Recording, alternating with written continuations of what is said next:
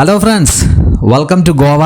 ഗോവയിലുള്ളത് ഗോവയിലെ വേറൊരു ദിവസം കൂടി നമ്മളിന്ന് പോകുന്ന ഗോവയിലെ ഫോണ്ടിനാസ് കാണാൻ വേണ്ടിയിട്ടാണ്. ഫോണ്ടിനാസ് നമുക്ക് ഇവിടെ നിന്ന് തന്നെ ചെറുങ്ങനെ ഒരു ഐഡിയ കിട്ടിയിട്ടുണ്ടാവും. നല്ല പെയിൻ്റ് അടിച്ച ബിൽഡിംഗ് അല്ലേ. അപ്പോൾ നമുക്ക് അകത്ത് ഒന്ന് പോയാലോ? അകത്ത് ഇതിനേക്കാൾ നല്ല മനോഹരമായ പെയിൻറ്റിങ് ബിൽഡിങ്ങുകൾ കാണാൻ പറ്റും. And please subscribe my channel. എൻ്റെ ചാനൽ സബ്സ്ക്രൈബ് ഞാൻ അറിയിക്കുന്നു. ഈ സ്ട്രീറ്റ് എങ്ങനെയുണ്ട്? നല്ല പെയിൻ്റ് അടിച്ച സ്ട്രീറ്റുകളാണ്, പെയിൻ്റ് അടിച്ച നല്ല ബിൽഡിങ്ങുകൾ കാണാൻ പറ്റും. അതായത് പോർച്ചുഗലിൻ്റെ കോളനി ആയിരുന്നല്ലോ ഗോവ. അപ്പോൾ ആ പോർച്ചുഗലിൻ്റെ ആ ഹെറിറ്റേജ് ആ ഒരു ബിൽഡിങ്സ് ഒക്കെ നമുക്ക് കാണാൻ പറ്റും. അതേപോലെ നല്ല ചാർമിങ് പെയിൻറ്റഡ് ബിൽഡിങ്സ് ആണ്. ഓരോ വ്യത്യസ്തമായ കളേഴ്സിലുള്ള പെയിൻറ്റഡ് ബിൽഡിങ്സുകളുടെ ഒരു വലിയ സ്ട്രീറ്റാണിത്. ശരിക്കും പറഞ്ഞാൽ നാരോ സ്ട്രീറ്റാണ്, വളരെ ചെറിയൊരു വീതി കുറഞ്ഞ ഒരു റോഡുകളൊക്കെ ഉള്ളതാണ്. തൊട്ടപ്പുറം ഇപ്പുറവും ഒക്കെ നമുക്ക് വീടുകൾ കാണാൻ പറ്റും. ഓരോന്നിനും ഓരോ കളറാണ്. ഇപ്പോൾ പിങ്ക് ഉണ്ട്, റെഡ് ഉണ്ട്, അതുപോലെ യെല്ലോ, ബ്ലൂ, ഗ്രീൻ, ഇതൊക്കെ നമുക്ക് കാണാൻ പറ്റും. ഇതിൻ്റെ ആ ഒരു വീടിൻ്റെ സ്ട്രക്ചറൊക്കെ നോക്കുകയാണെങ്കിൽ ഒരു പോർച്ചുഗീസ് സ്റ്റൈലാണ്. ഓൾഡ് പോർച്ചുഗീസ് ഒരു ഹെറിറ്റേജ് ബിൽഡിംഗ് പോലെ നമുക്ക് മനസ്സിലാക്കാൻ പറ്റും. അതിൻ്റെ മുകളിലൊക്കെ കണ്ടോ നിങ്ങൾ? ആ മുകളിലത്തെ ആ ഒരു കൈപ്പിടിയൊക്കെ കണ്ടില്ലേ? അടിപൊളിയായിട്ടില്ലേ? നല്ല അടിപൊളി സ്ട്രീറ്റുകളാണ് കേട്ടോ. ഇതാണ് ഗോവ ഫോണ്ടിനാസ് എന്ന് പറയുന്നത്. ഫോണ്ടിനാസ് ഇവിടെയൊക്കെ നടക്കാൻ നല്ല രസമാണ്. ഇപ്പോൾ രാവിലെ തന്നെ ഉള്ളത്. രാവിലെ തന്നെ വന്നുകൊണ്ട് കുറച്ച് ക്രൗഡ് കുറവാണ്. ഇവിടെ നല്ല അത്യാവശ്യം ആൾക്കാരൊക്കെ വരുന്ന ഏരിയ ആണ്.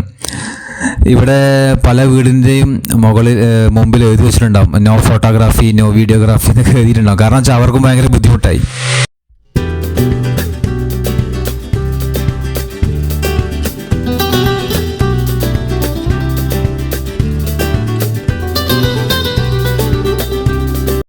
നല്ല സ്ട്രീറ്റുകളുണ്ടോ? നല്ല സ്ട്രീറ്റുകളാണ്. പിന്നെ ഇടയ്ക്ക് ചെറിയ ചർച്ചുകളൊക്കെ ഉണ്ട്.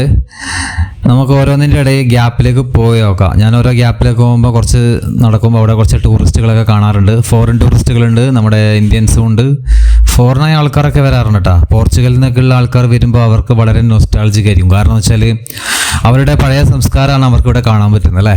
ആ പഴയ ബിൽഡിങ്ങിൻ്റെ സ്റ്റൈലും സ്ട്രക്ചറൊക്കെ അവർക്കത് വളരെ നല്ലൊരു എക്സ്പീരിയൻസ് ആയിരിക്കും.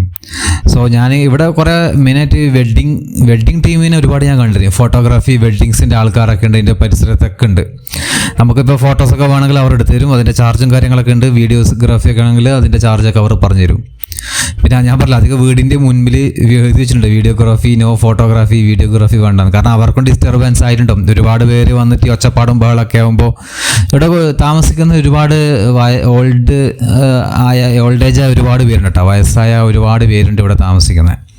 അപ്പോൾ അവർക്ക് ഭയങ്കര ഡിസ്റ്റർബൻസ് ആവും ഇത് ആക്ച്വലി. അതുകൊണ്ടായിരിക്കും അവർ അങ്ങനെ പറഞ്ഞിട്ടുള്ളത്.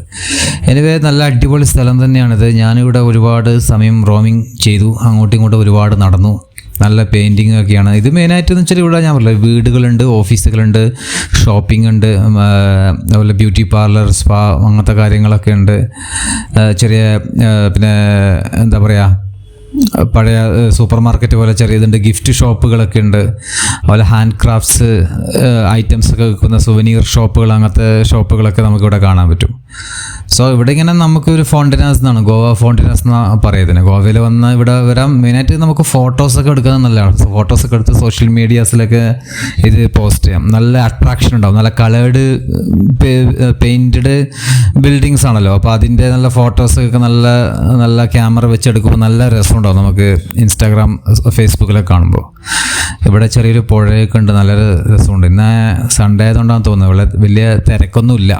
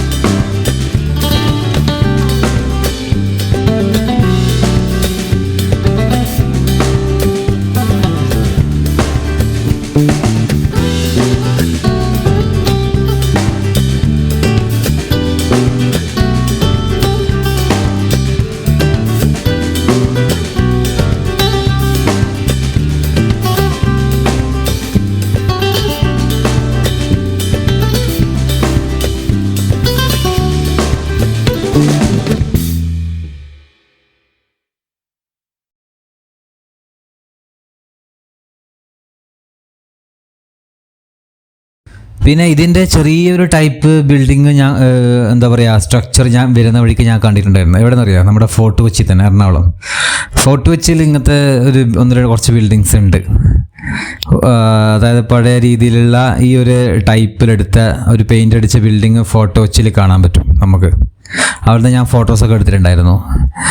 അപ്പോൾ ഇതൊക്കെ ശരിക്കും ടൂറിസത്തിൽ നിന്ന് വരുമാനം ഉണ്ടാക്കുന്നതാണ്. ഇവിടെ വരുന്ന ആൾക്കാരെ സ്പെൻഡ് ചെയ്യുക, ഇവിടുത്തെ ഫോട്ടോ എടുക്കുക, അല്ലെങ്കിൽ ഇവിടുത്തെ എന്തെങ്കിലും സാധനങ്ങൾ വാങ്ങുക, ഇതിലെ കൂടെയൊക്കെ ഗവൺമെൻറ്റിന് ഒരു വരുമാനം കിട്ടിക്കൊണ്ടിരിക്കുന്നു. അതാണ് ഇവിടെ ചെയ്യുന്നത്. ഇവിടെ ഒരു സ്ട്രീറ്റ് ആക്കുക, അല്ലെങ്കിൽ ഇവിടെ കുറച്ച് ആൾക്കാർ താമസിക്കുന്നു, അവിടെ താമസിക്കുന്ന സ്ഥലത്ത് ഒരു വ്യത്യസ്തത കൊണ്ടുവരുന്നു. അതേപോലെ നിങ്ങൾ കണ്ടിട്ടുണ്ടാവും ഒരു സ്ട്രീറ്റിൽ ഇതേപോലെ അംബ്രല്ല വെച്ചിട്ടുണ്ടാവും, വളരെ പെയിൻറ്റ് കളേർഡായ അംബ്രല്ല വെച്ച സ്ട്രീറ്റുകൾ നിങ്ങൾ കണ്ടിട്ടുണ്ടാവും അല്ലേ. അത് കാണാൻ കുറേ ആൾക്കാർ വരും, അവിടെ ചിലപ്പോൾ ഭക്ഷണം കഴിക്കും, അവരവിടെ പൈസ സ്പെൻഡ് ചെയ്യും. ഇങ്ങനെയൊക്കെയാണ് ഗവൺമെൻറ് ടൂറിസത്തിൽ നിന്ന് വരുമാനം ഉണ്ടാക്കുന്നത്. എനിവേ നല്ല എക്സ്പീരിയൻസ് ആയിരുന്നു. You enjoy. ഓക്കെ.